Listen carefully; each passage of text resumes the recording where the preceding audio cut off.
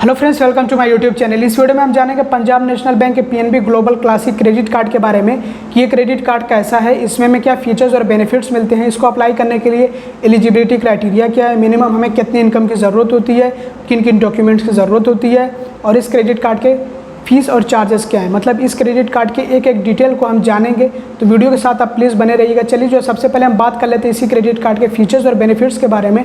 तो इस credit card में आपको हर 100 रुपये खर्च करने पे एक रिवॉर्ड पॉइंट मिलता है और जो रिवॉर्ड पॉइंट की वैल्यू होती है वो काफ़ी ज़्यादा होती है अगर हम इसको कंपेयर करें किसी अदर बैंक के रिवॉर्ड पॉइंट के। मतलब ऐसे आम जो क्रेडिट कार्ड पे आपको जो रिवॉर्ड पॉइंट्स मिलते हैं उनसे ज़्यादा होती है वैल्यू, जो मैं आप लोगों को आगे बताने वाला हूँ। इसके अलावा दोस्तों इसमें आपको जो है एड ऑन कार्ड की भी फैसिलिटी मिलती है। 2 आप एड ऑन कार्ड्स ले सकते हैं, मतलब दिला सकते हैं अपनी फैमिली मेम्बर में किसी को भी। जिनको भी दिला रहे हैं उनकी एज होनी चाहिए 18 साल या 18 से ऊपर की। तो ये जो है एलिजिबिलिटी क्राइटेरिया के अंदर भी है, तो अभी आपको आगे बताने वाला हूँ कि एक डिटेल एलिजिबिलिटी क्राइटेरिया में भी। तो बहरहाल अब आगे बढ़ते हैं और भी जान लेते हैं इसके फीचर्स और बेनिफिट्स के बारे में। जैसा कि आपको इसके नाम से ही पता लग गया होगा कि PNB global classic credit card, तो मतलब कि इसकी जो एक्सेप्टेंस है ये वर्ल्ड वाइड है, कहीं पे भी आप इसका इस्तेमाल कर सकते हैं, इंडिया में या इंडिया के बाहर देश में कहीं पे भी आप इसको यूज़ कर सकते हैं। इस क्रेडिट कार्ड में आपको हर क्रेडिट कार्ड की तरह ईएमआई की भी फैसिलिटी मिलती है। तो मिनिमम आप 2500 तक के अपने परचेज़ को ईएमआई में कन्वर्ट कर सकते हैं, मतलब 2500 कम से कम, और इससे ऊपर जितना भी होगा उसको आप जो है ईएमआई में कन्वर्ट करके पेमेंट कर सकते हैं। इस क्रेडिट कार्ड में आपको जो इंटरेस्ट फ्री पीरियड मिलता है वो 50 दिनों का होता है। इस क्रेडिट कार्ड में आपको फ्यूल सरचार्ज वेवर में मिलता है। जो भी फ्यूल ट्रांजैक्शन 400 से लेकर 3000 के बीच का होगा उस पर आपको फ्यूल सरचार्ज वेवर मिल जाएगा। अब दोस्तों बात कर लेते हैं रिवॉर्ड प्रोग्राम के बारे में। तो इस क्रेडिट कार्ड में आपको जो रिवॉर्ड पॉइंट्स मिलते हैं, एक रिवॉर्ड पॉइंट की वैल्यू 50 पैसे के बराबर की होती है। और वहीं पे अगर हम बात करें जैसे कि नॉर्मल हमें जो क्रेडिट कार्ड मिलते हैं उनमें हमें जो रिवॉर्ड पॉइंट मिलते हैं तो एक रिवॉर्ड पॉइंट की वैल्यू उनमें 25 पैसे के बराबर की होती है, लेकिन यहाँ पे आपको 50 पैसे यानी कि डबल की जो है वैल्यू मिल रही है। तो ये जो पंजाब नेशनल बैंक का रिवॉर्ड प्रोग्राम है जिसमें आपको जो है ज़्यादा वैल्यू मिल रही है आपके रिवॉर्ड पॉइंट की। अगर आप अपने क्रेडिट कार्ड से ई बिल फैसिलिटी के लिए रजिस्टर करते हैं तो आपको 50 रिवॉर्ड पॉइंट्स मिल जाते हैं एक्स्ट्रा। आपको आपके क्रेडिट कार्ड पे जो रिवॉर्ड पॉइंट्स मिलते हैं उनकी वैलिडिटी 3 साल की होती है। अगर आपने इन 3 साल में उनको रिडीम नहीं किया तो फिर वो एक्सपायर हो जाएंगे। रिवॉर्ड पॉइंट्स को रिडीम करने के लिए आपके पास कम से कम 500 रिवॉर्ड पॉइंट्स होने चाहिए और आपको reward points fuel transaction, cash withdrawal और ज्वेलरी पे स्पेंड करने पे नहीं मिलेगा। अब दोस्तों बात कर लेते हैं एलिजिबिलिटी क्राइटेरिया के बारे में। इस क्रेडिट कार्ड को अप्लाई करने के लिए एजुकेशन क्वालिफिकेशन की भी ज़रूरत होती है, जो कि 10th तक कम से कम आपके पास जो एजुकेशन क्वालिफिकेशन होनी चाहिए। मतलब आप 10th पास हैं तो आप जो इस क्रेडिट कार्ड के लिए एलिजिबल होंगे। इसके अलावा बहुत सारे जो अदर क्राइटेरिया भी हैं, चलिए उन पर भी बात कर लेते हैं। जैसे कि जो एज होनी चाहिए वो कम से कम 21 साल और ज़्यादा से ज़्यादा 65 साल, यानी कि मिनिमम 21 और मैक्सिमम 65 ईयर। अगर इस एज ग्रुप का कोई भी पर्सन है तो वो इस क्रेडिट कार्ड के लिए एलिजिबल होगा। एड ऑन कार्ड के लिए जो मिनिमम एज होनी चाहिए वो 18 और मैक्सिमम 65 साल। और इस क्रेडिट कार्ड के लिए जो मिनिमम इनकम की रिक्वायरमेंट है वो 2.5 लाख तक की है, यानी कि कम से कम 2.5 लाख तक की अगर आपकी इनकम है तो आप इस क्रेडिट कार्ड के लिए एलिजिबल होंगे। फिर चाहे तो आप सैलरीड हैं, सेल्फ एम्प्लॉयड है या फिर प्रोफेशनल है। और साथ ही पंजाब नेशनल बैंक के साथ बैंकिंग रिलेशन भी होना चाहिए। इस क्रेडिट कार्ड को अप्लाई करने के लिए जो डॉक्यूमेंट्स की ज़रूरत पड़ती है, सबसे पहले तो केवाईसी डॉक्यूमेंट्स। तो केवाईसी डॉक्यूमेंट्स आपको पता है, नहीं पता है तो यहाँ पे और यहाँ पे देख लीजिए, पूरी लिस्ट आपके सामने है। और अगर इनकम प्रूफ के बारे में बात करें तो सैलरीड अगर आप हैं तो आपसे लेटेस्ट सैलरी स्लिप की कॉपी मांगी जाएगी, या फिर लेटेस्ट ITR की कॉपी मांगी जाएगी, या फिर सैलरी सर्टिफिकेट मांगा जा सकता है, या फिर आप फॉर्म 16 भी दे सकते हैं। मतलब कि इन सारे इनकम प्रूफ्स में आप कोई भी एक प्रूफ दे सकते हैं जिससे कि आप अपनी इनकम साबित कर सकें। और सेल्फ एम्प्लॉयड के लिए ITR की कॉपी और पैन कार्ड, या पैन कार्ड नहीं तो फॉर्म 6061 फ़ोटो ID के साथ में, और पिछले 6 महीने का बैंक स्टेटमेंट। और अगर किसी की पेंशन आ रही है तो वो अपनी पेंशन स्लिप भी दे करके क्रेडिट कार्ड अप्लाई कर सकता है। और दोस्तों बात कर लेते हैं इसी क्रेडिट कार्ड के फीस और चार्जेस के बारे में। तो इसकी जो ज्वाइनिंग फ़ी है वो नील है, कुछ भी नहीं है।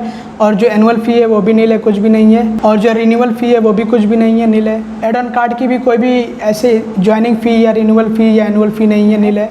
फाइनेंस चार्जेस, जिसको कि आप इंटरेस्ट चार्जेस भी कह सकते हैं, अगर आप अपने क्रेडिट कार्ड का बिल का पेमेंट इंटरेस्ट फ्री पीरियड में नहीं करते हैं, या फिर आपने अपने क्रेडिट कार्ड से कैश एडवांस किया हुआ है, कैश विड्रॉल किए हो, पैसे निकाले हुए ATM से, तो उस पर भी इंटरेस्ट चार्जेस पड़ते हैं। या फिर किसी भी तरह का ओवर ड्यू है, बकाया है आपका, तो उस पर इंटरेस्ट चार्जेस पड़ते हैं। और जो इंटरेस्ट चार्जेस होंगे 2.95% पर मंथ और पर एनम 35.89%। जहाँ पे आपसे कैश विड्रॉल करने पे इंटरेस्ट चार्ज किए जाते हैं वहीं पे आपसे फ़ी भी ली जाएगी।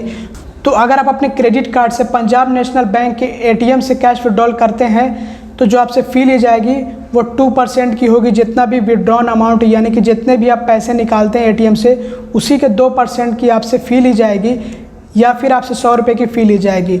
इनमें से जो भी अमाउंट ज़्यादा होगा वो आपसे ले लिया जाएगा।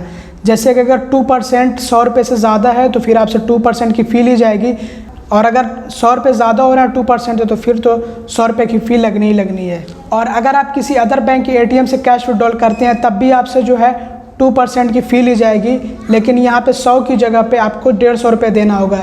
मतलब कि अगर जो है ये 2% जो है 150 रुपये से कम है तो फिर आपको जो है 150 रुपये की फ़ी देनी ही देनी है, और अगर 2% जो है ज़्यादा 150 रुपये से तो फिर 2% आपको फ़ी देनी होगी। और अगर आप किसी ओवरसीज़ एटीएम से यानी कि इंडिया के बाहर किसी एटीएम से कैश विड्रॉल किए हैं तो फिर तो 2% आपसे जो फ़ी ली जाएगी, लेकिन यहाँ पे जो है 150 की जगह पे 300 रुपये आपसे जो है फ़ी ली जाएगी।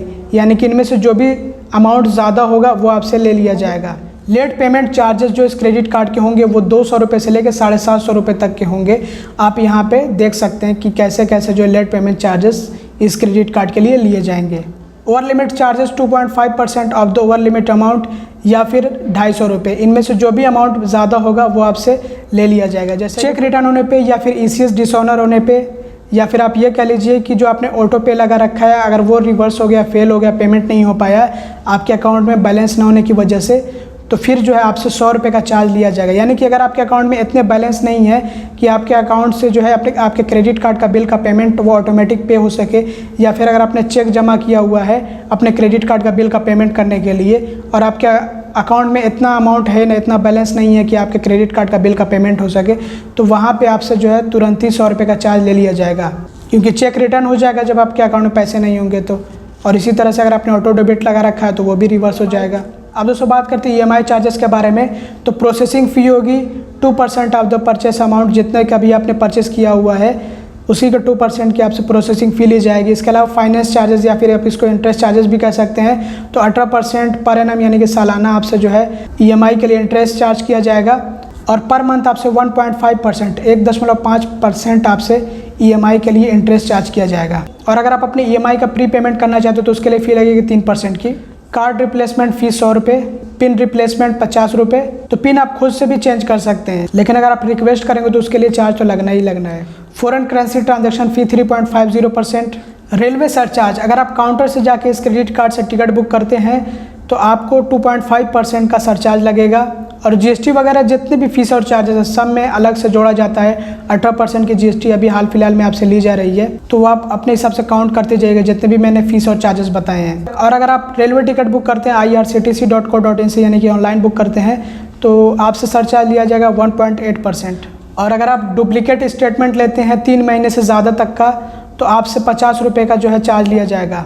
अगर आप अपने क्रेडिट कार्ड की लिमिट को इन्हेंस करने के लिए रिक्वेस्ट करते हो तो उसके लिए कोई भी आपसे चार्ज नहीं लिया जाएगा। हाँ तो दोस्तों यही था पंजाब नेशनल बैंक का PNB global classic credit card. मेरी नज़र में ये क्रेडिट कार्ड ओके है, मतलब कोई बुरा क्रेडिट कार्ड नहीं है, क्योंकि इसमें जो आपको रिवॉर्ड पॉइंट्स मिलते हैं उनकी वैल्यू काफ़ी अच्छी होती है। और आपको बाकी ऑफर्स वगैरह तो वीज़ा की तरफ से आते रहेंगे, क्योंकि वीज़ा बेस्ड ये क्रेडिट कार्ड है, तो आपको ऑफर्स वगैरह मिलते रहते हैं। तो आप उनकी वेबसाइट पे जाके ऑफ़र सेक्शन में चेक कर सकते हैं। मतलब क्रेडिट कार्ड पे आप जाइए, वहाँ पे ऑफ़र सेक्शन मिलता है, तो वहाँ से जाके आप चेक कर सकते हैं कि आपको जो है क्या क्या ऑफ़र्स अभी के टाइम में मिल रहे हैं।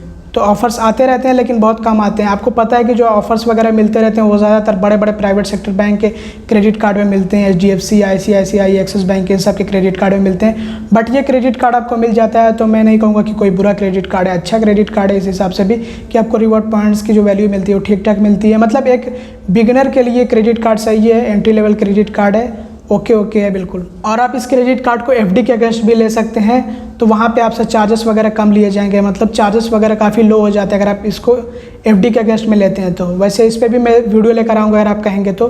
ये वीडियो आपको कैसी लगी कमेंट में ज़रूर बताइएगा। उम्मीद करता हूँ वीडियो आपको पसंद आई होगी। अगर आपको वीडियो पसंद आती है तो लाइक कर दीजिएगा और चैनल को सब्सक्राइब कर लीजिएगा। आपको इसी तरह की वीडियोज़ मिलती रहेंगी। वीडियो देखने के लिए बहुत बहुत धन्यवाद।